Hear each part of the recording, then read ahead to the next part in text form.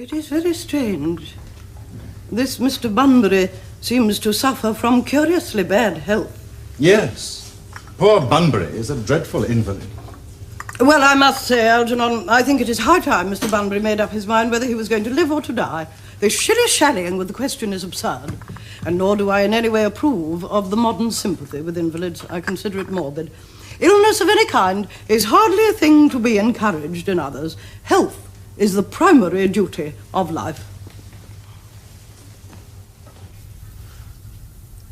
I am always telling that to your poor uncle.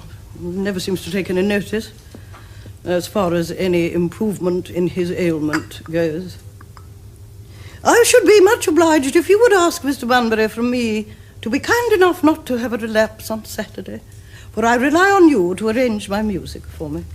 It is my last reception, and one wants something that will encourage conversation, particularly at the end of the season, when everyone has practically said whatever they had to say, which in most cases was probably not much. I'll speak to Bunbury, Aunt Augusta, if he is still conscious, and I think I can promise you he'll be all right by Saturday. Of course, the music is a great difficulty. You see, if one plays good music, people don't listen, and if one plays bad music, people don't talk. But I'll run over the programme I've drawn out for you, if you'll kindly come into the next room for a moment. Thank you, Algernon. It is very thoughtful of you. I'm sure the programme will be delightful, after a few expurgations. French songs I cannot possibly allow. People always seem to think that they are improper, and either look shocked, which is vulgar, or laugh, which is worse. But German sounds a thoroughly respectable language, and indeed I believe is so. Gwendolen, you will accompany me. Certainly, Mamma.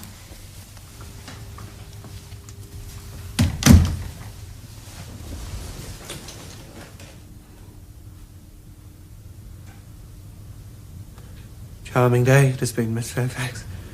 Pray don't talk to me about the weather, Mr. Worthing. Whenever people talk to me about the weather, I always feel quite certain that they mean something else. That makes me so nervous. I do mean something else. Yes, I thought so. In fact, I'm never wrong.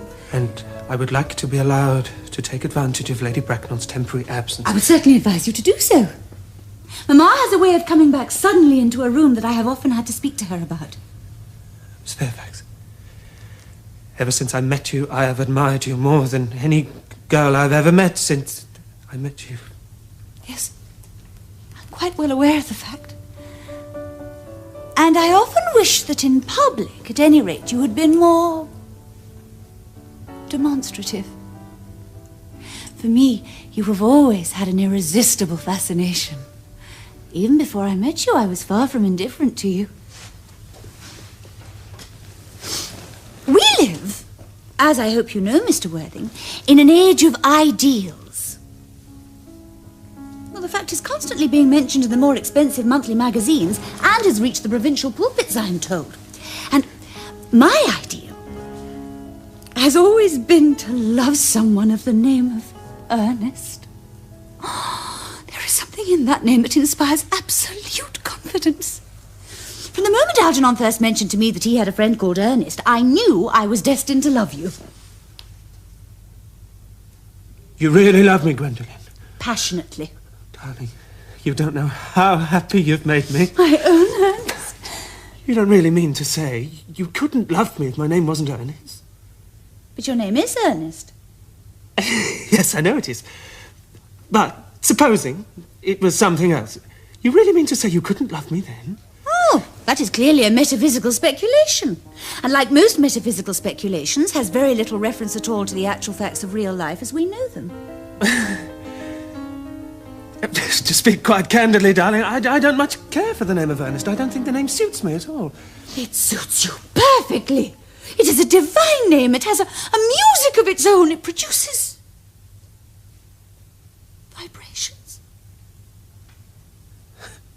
Well, really, Gwendolen, I must say, I think there are lots of other much nicer names. I think Jack, for instance, a charming name. Jack? No, there's very little music in the name of Jack, if any at all, indeed. It does not thrill, it produces absolutely no vibrations. I have known several Jacks, and they all, without exception, were more than usually plain. Besides, Jack is a notorious domesticity for John. And I pity any woman who is married to a man called John. She would probably never be allowed to know the entrancing pleasure of a single moment's solitude. The only really safe name is Ernest.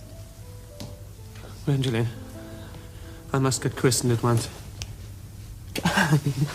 We must get married at once. There is no time to be lost. Married, Mr. Worthing?